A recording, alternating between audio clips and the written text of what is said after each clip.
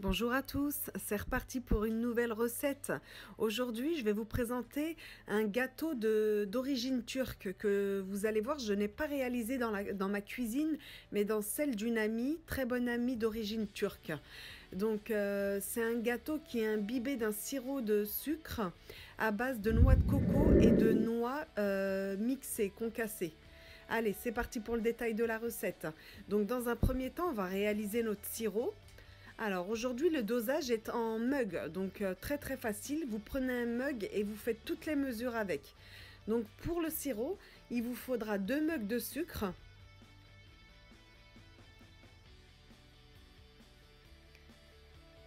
Voilà, que vous allez porter à ébullition dans une casserole.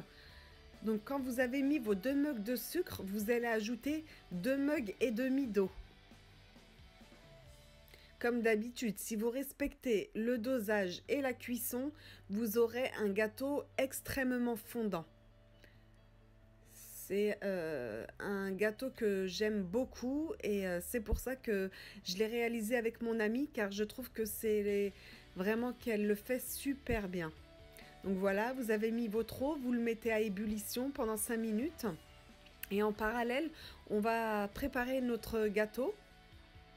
Donc pour cela, il vous faudra 4 œufs entiers. Vous les cassez un par un dans le saladier. Ensuite, on va ajouter notre sucre. Donc je dose toujours avec le même mug. Donc un mug de sucre. Ce gâteau, ce qui est bien, c'est que moi je l'ai fait à la noix de coco et aux noix. Vous pouvez également le faire avec de la pistache, des noisettes ou que de la noix de coco, ce que vous voulez. Donc une pincée de sel et un mug de semoule fine.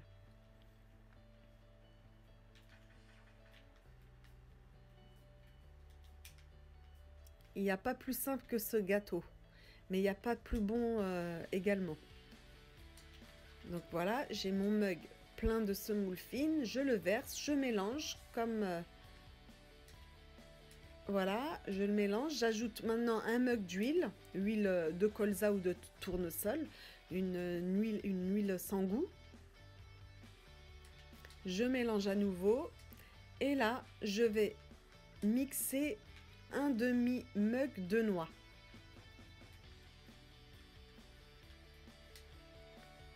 Faut pas que ce soit de la poudre, mais faut pas que ce soit trop épais non plus.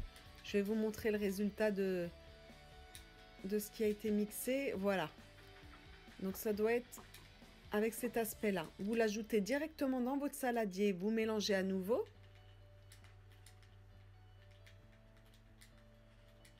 et on va mettre également un demi mug de noix de coco.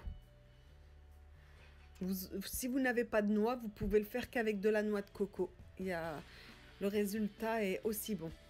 Donc en parallèle, à la fin de l'ébullition de la cuisson de mon sirop de sucre, j'ai ajouté une cuillère à soupe de citron.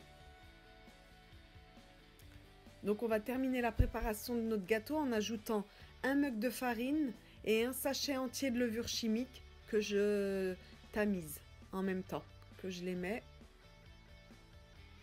On mélange à nouveau. Et la préparation du gâteau est terminée. Du coup, on va huiler un plat de 24 cm qui va au four. On l'huile bien sur les côtés et sur toute la surface et on verse notre préparation. La préparation, une fois que vous l'avez mise dans le plat, tapotez un petit peu. Voilà, pour que ça aille vraiment partout.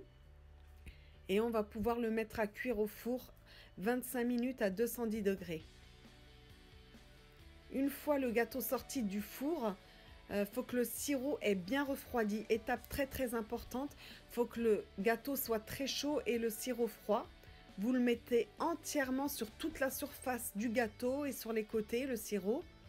Partout. N'en laissez pas une seule goutte, mettez tout. C'est vraiment le dosage exact. Voilà. Et là, vous allez laisser imbiber pendant à peu près un quart d'heure, 20 minutes, avant de pouvoir le découper, le déguster. Donc si vous pouvez, c'est plus joli, vous gardez un peu de noix concassées et de noix de coco et vous parsemez toute la surface de votre gâteau au-dessus. Vous en mettez partout. Ça amène du goût et puis c'est plus joli. C'est un gâteau qui est franchement très très bon, mais pas mal sucré. Donc c'est à faire de temps en temps. Parce qu'il est pas mal sucré quand même. Mais c'est ce qui fait qu'il est bon, hein. C'est son côté imbibé de sirop qui est vraiment, il n'est pas sec du tout. On va couper une part. Vous voyez, il se coupe comme ça ce gâteau, en losange. Vous coupez, vous faites des traits d'un côté et de l'autre et ça vous fait des losanges. Il se coupe toujours comme ça. Voilà ce que ça donne.